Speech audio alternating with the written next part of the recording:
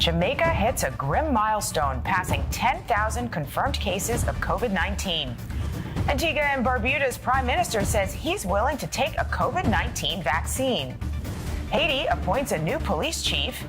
Trinidad and Tobago announces education cutbacks. Rising seas are turning Miami's Little Haiti into hot property. The first Caribbean Heritage Museum in the U.S. opens its doors. And the Queen of Soca, Alison Hinds, joins us to talk about her legendary career.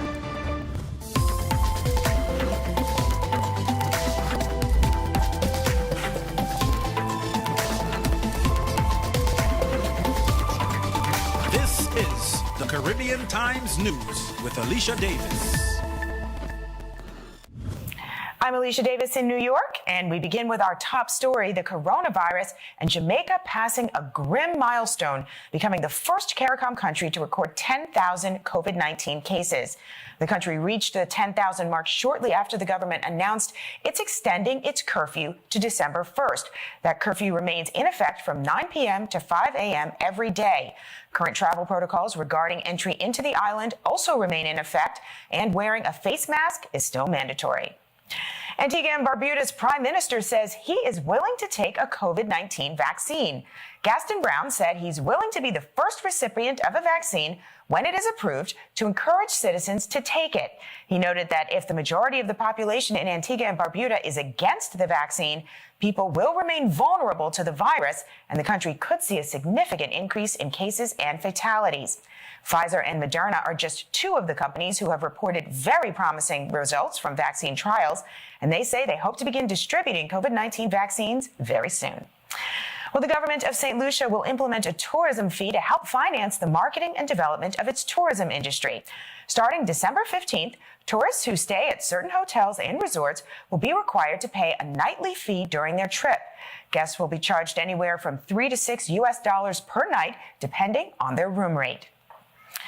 Haiti has appointed a new Director General of the National Police. Former ambassador to the Organization of American States, Leon Charles, is going to take the reins of the country's police force. This comes as Haiti has recently faced multiple cases of assassinations and kidnappings. The Office for the Protection of Citizens hopes that Charles will help combat the alleged abuses committed by members of the Haitian police that it says have gone so far unpunished. Rising sea levels are making some areas of Miami, like Little Haiti, more attractive to developers. Little Haiti is an immigrant neighborhood that is 3 feet higher in elevation than wealthy Miami Beach. Well, that's causing rents in Little Haiti to rise, forcing out many small business owners who are being replaced with large developments, one of which is a $1 billion Magic City development. Residents fought back but lost against the developers, who insist that Magic City, which will include high-end stores, apartments, and a promenade, will give millions back to the community. Meanwhile, the first museum in the U.S. dedicated to celebrating Caribbean heritage has opened in Florida. The Island Society for the Promotion of Artistic and Cultural Education has launched the Caribbean Heritage Museum located at the Westfield Broward Mall in Plantation, Florida. The museum showcases artifacts from more than 20 Caribbean countries and tells the stories of the region's rich history and culture, while also highlighting Caribbean contributions to U.S. society and its economy. Admission to the museum is free until January 2021, when the grand opening will take place. Well, coming up, we celebrate World Fisheries Day with a look at the Caribbean's third biggest industry. And the Queen of Soca, Alison Hinds, is joining us to talk about her recent musical showdown. You don't want to miss it. Stay with us. Since the coronavirus, global travel seems risky. But with Promo Caribbean, you don't have to worry. Our COVID-19 alerts feature, coupled with our comprehensive travel guide featuring over 20 countries, contains all you need to keep updated and safe during the pandemic. Whether it's Belize, Barbados, Haiti, or Guyana, our travel guide has all you need, from safe places to eat, transport options, pharmacies, embassies, hotels, and Airbnbs. Not feeling well? You could take the COVID self-assessment test on our app. If you happen to be in the Caribbean or are looking to travel during these uncertain times, then Promo Caribbean is going to be your best friend. Today more than ever, you need to stay informed and stay safe. With Promo Caribbean, you don't have to worry. We've got you. Download the app from the App Store or Play Store now. Welcome back to Caribbean Times News. And the University of the West Indies has agreed to train up to 20,000 Guyanese nationals over the next 5 years through its open campus. The president of Guyana, Mohammed Irfan Ali, brought in UWI to help improve the country's human resource development strategy. The university said that the initiative is an opportunity to assist in building another CARICOM country's economic, social, and cultural development. Meanwhile, a new oil discovery in Guyana may not be profitable for the country. Although hydrocarbons were discovered by ExxonMobil just off Guyana's coast, a representative for the company said that the finding does not appear to be financially viable on its own. The international oil company has made 18 discoveries in offshore Guyana, totaling close to 8 billion barrels of recoverable oil and gas. Well, Bermuda's Pompano Beach Club announced it will be closing its doors until March 2021. The property's general manager cited COVID concerns and travel restrictions as the reasons for the closure, which will leave 75 employees jobless. He noted that the resort's losses doubled in September compared to when they closed at the height of the pandemic. At least 80 prisoners in Trinidad and Tobago have recently tested positive for the coronavirus, raising concern from the Caribbean Center for Human Rights. The organization says the government is falling short of the World Health Organization's COVID standards, adding that sanitation and mask wearing alone will not contain the virus spread in overcrowded prisons. It is encouraging the government to take steps to protect the health of the prison population. Well, Trinidad and Tobago announced that it will be awarding fewer scholarships to students in 2020. The country's education minister said the government will hand out no more than 100 scholarships this year, and changes will be made to the Assistance for Tuition Expenses program called GATE. The changes include discontinuing funding for graduate programs and only providing funding for one undergraduate program. Well, coming up, we celebrate the winners of the 27th Annual Caribbean American Heritage Awards, and the Queen of Soca, Alison Hinds, is joining us to talk about her recent musical showdown. You don't want to miss it. Caribbean Times News is expanding its reach, and businesses now have super exciting options to reach thousands of potential customers. From traditional paper, digital, and video. Join the Caribbean Times News family today at CaribbeanTimesNYC.com. Our newspaper and website reach over 70,000 unique readers through Brooklyn and Queens, and 30,000 plus monthly online visitors. And now, video. Watch the new Caribbean Times News with Alisha Davis online at www.facebook.com/Caribbean Times News. Now is the time to snap up competitive advertising rates. Reach people right in their living rooms. Call 718-909-1841 for advertising rates and other information. Welcome back to Caribbean Times News. And this past Saturday, the world celebrated World Fisheries Day. Fishing is vital to the Caribbean, where it is the third largest industry after tourism and farming. Well, earlier we spoke with Adrian LaRota, acting chair of the Caribbean Network of Fisherfolk. Mr. LaRota, thanks so much for joining us.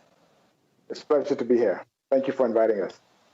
The coronavirus pandemic has hit working people so hard. How have fisherfolk been impacted? Like everything else and most other businesses, the coronavirus, COVID-19 has affected us immensely. But fishermen in the Caribbean were able to basically realign their business models to be able to cope with corona. The greatest impact that we have had was the restriction on trade and the restriction on harvest. After a period, we were able to get different governments to understand the need for fisherfolk to be able to continue their trade and cause them to accept that fisheries and fish is a part of the proper diet for humans. So it's an essential service. So that caused us to be able to go back out and allowed us to go back out and again engage in the trade, resume harvest. But again, the effects leading up to that were for some fishes, in some countries, were a bit drastic. Yeah, how important are fisheries to the food chain during these pandemic times? Actually, fish is more vital than any other food crop, I would say, because of not only because of the health and nutrition, but it's also the benefits of eating a product that is not affected by any viral disease like COVID-19, coronavirus, or any other virus. So it's the healthy alternative versus eating the farm product that has to be relied on to be imported most times from some country where tracing and tracking and sustainable practice are not assured. So seafood is definitely a vital food source for everyone, I would say. Now, in a recent press release, you stated, and I want to quote, "We demand climate reparation, restoration of nature, and restitution of rights that have been taken away from us." What are some of the political and the environmental challenges facing fisheries? At the moment, and we have long-running issues. We have historical issues, some legacy issues that we've been trying to address, and the global pandemic didn't make addressing those issues any easier. Some of our countries are affected by a sargassum problem that has basically put a stranglehold on fishing activities. Stocks have been impacted negatively because of this sargassum issues.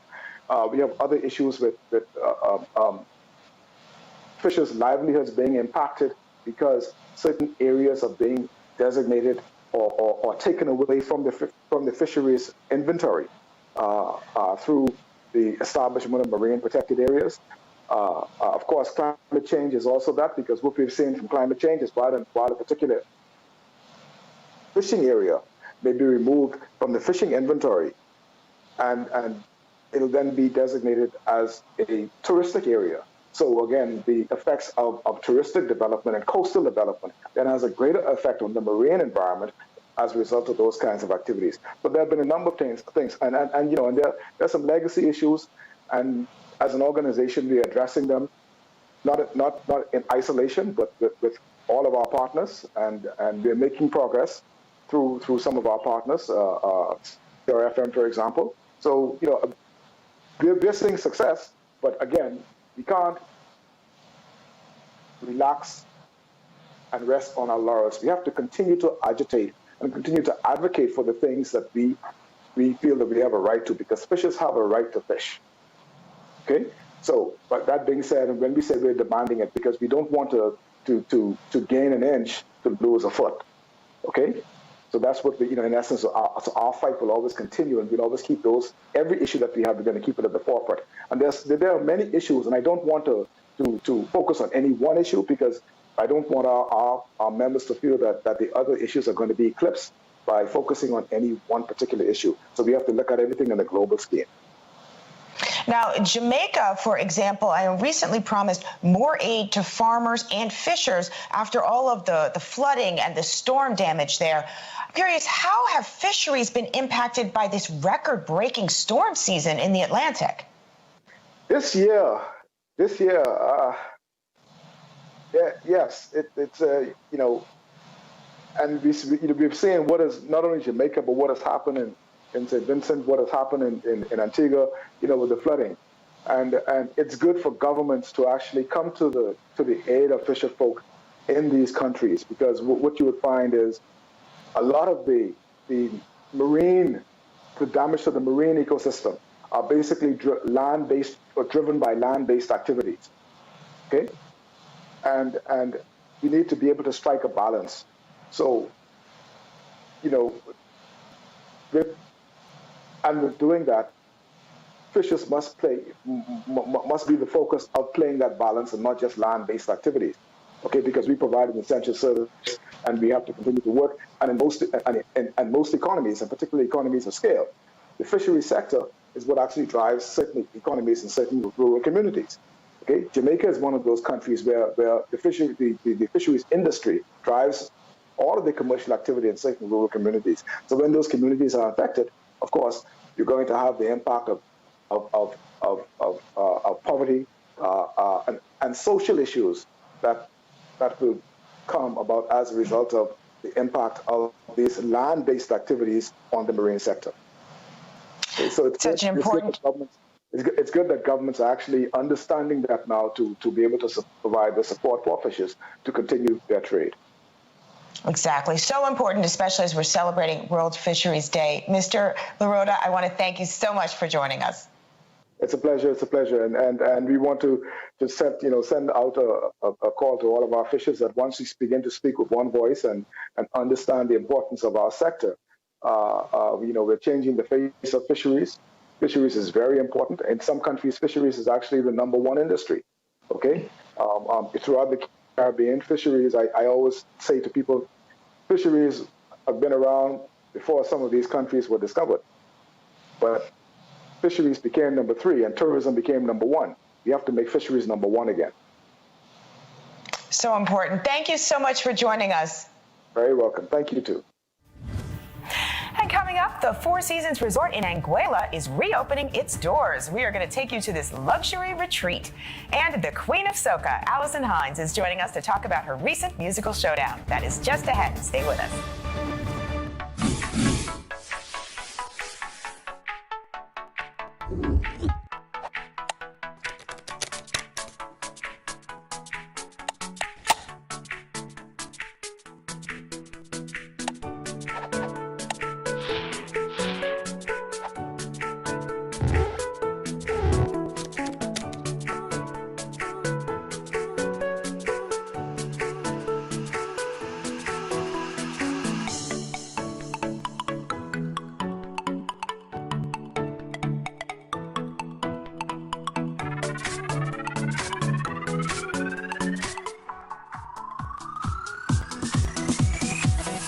Do you need a training classroom in the heart of Brooklyn, New York?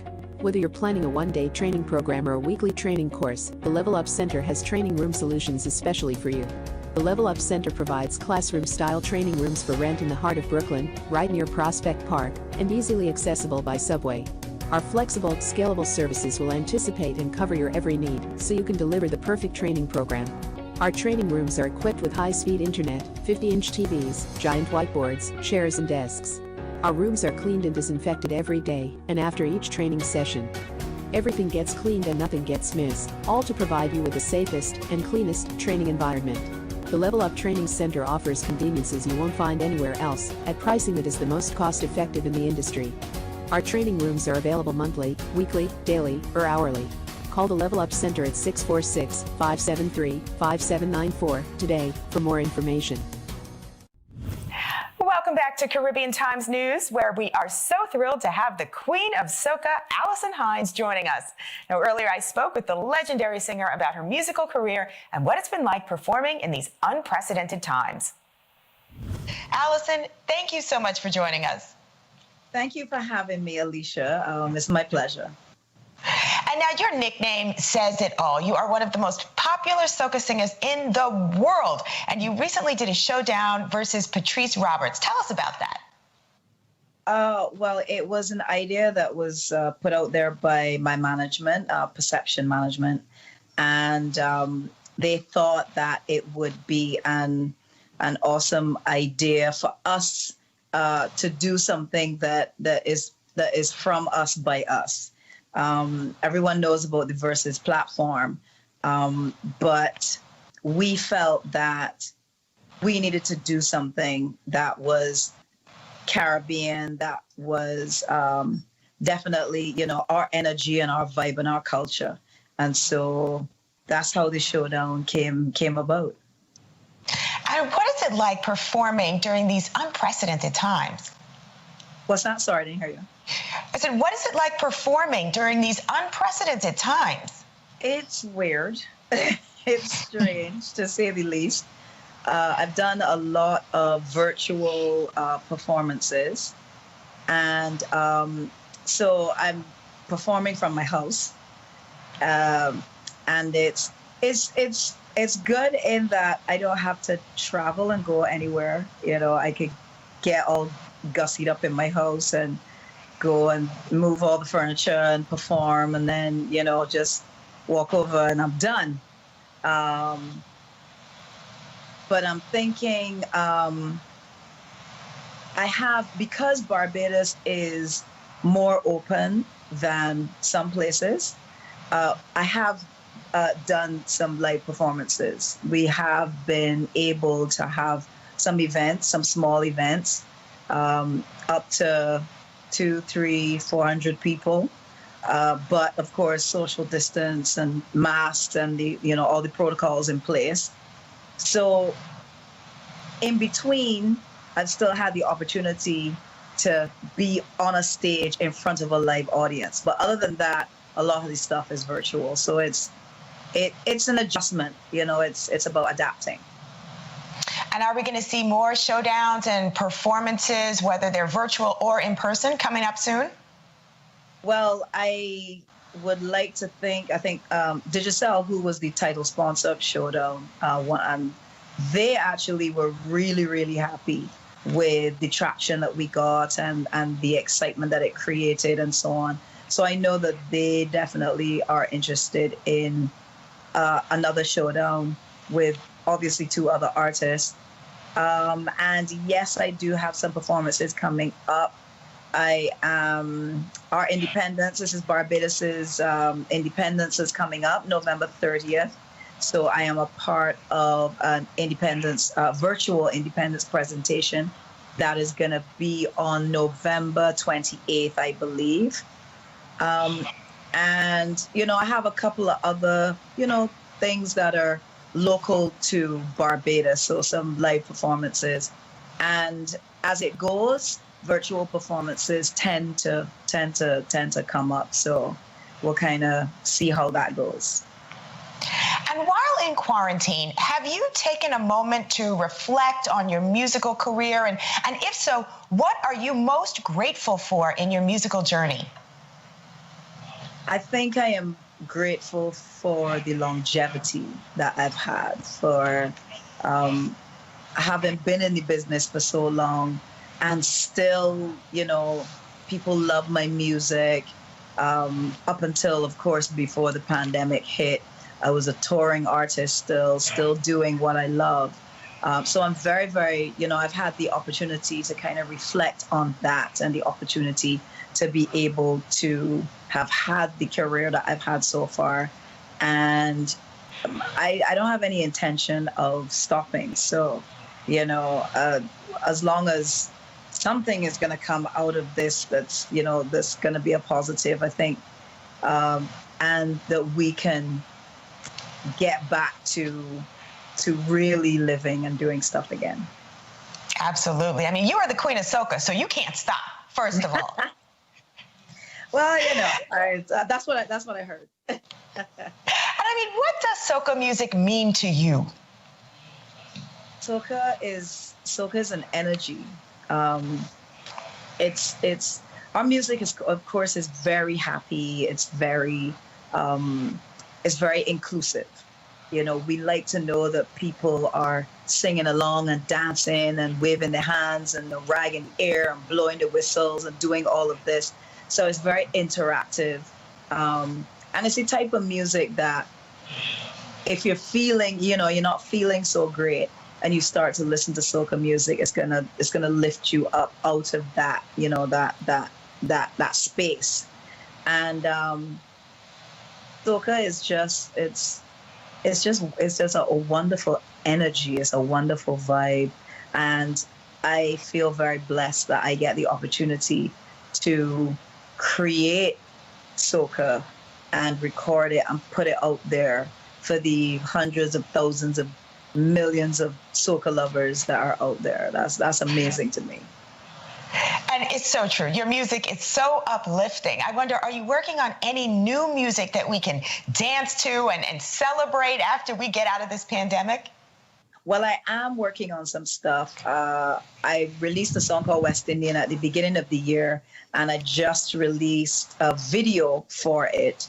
And people are loving the song, they're loving the video. So if you haven't checked it out, go up on YouTube and you'll see it, the video for West Indian. We're really proud of it. It came out really, really well. I shot some of it when I went to Ghana as well, so we incorporated all of that. But I am working on some new stuff, but it's not ready yet, but I'm working on it. Okay, great. Well, that's something for us to look forward to. And in the meantime, any words of advice for artists or for people even who may be finding it hard to stay motivated and uplifted during these challenging economic times?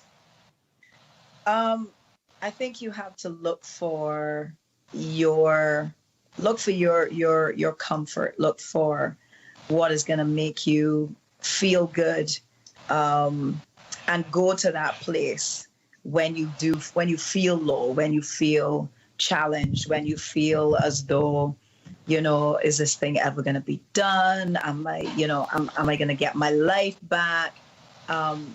There's something in your life. There's some, whether it's music, some kind of outlet that when you go there, and that it takes you to another place, and it allows you to really elevate. So because mental health is extremely important, especially around this time where people, in North America and UK and so on, it's getting cold, so people can't really go out anyway. So your mental state is going to be really important, and sometimes it can be challenging, because I know, I feel it too. But you really have to put in that effort, even if it is that you video call friends just to distract yourself, just to old talk, as we say. Anything that is going to lift you. If you always wanted to paint, start doing that. Think of the things that maybe you wanted to do that you didn't have the time to do before, and start that. But it's so many different things. It's so many different things, and I can only wish everyone the very, very best, and to try your best to stay positive. I know it's challenging, but try your best to stay as positive as you can, because we have to come out of this. We absolutely have to come out of this. And once we're on the other side of this, we have to be better. Wonderful advice, and your music is so key to staying uplifted and positive. So I want to thank you so much for joining us. So wonderful to talk to you. Thank you so much for having me, Alisha.